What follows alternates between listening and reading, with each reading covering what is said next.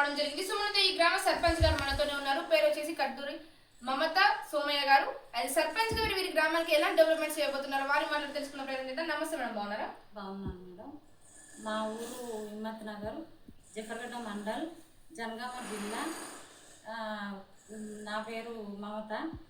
నేను గ్రామానికి ఒక విలేజ్, నా తల్లిగారు ఊరైన గంగదేపల్లి ఏ విధంగా ఉందో ఆ విధంగా డెవలప్ చేయాలని అనుకుంటున్నాను.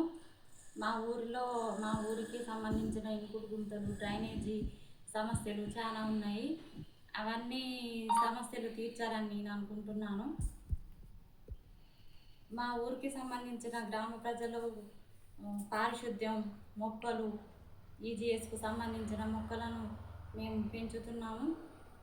అవి ప్రతి ఇంటికి 6 చొప్పున పంపించి మంచి పచ్చదనం పెరిగేలా కృషి చేయాలని నేను అనుకుంటున్నాను.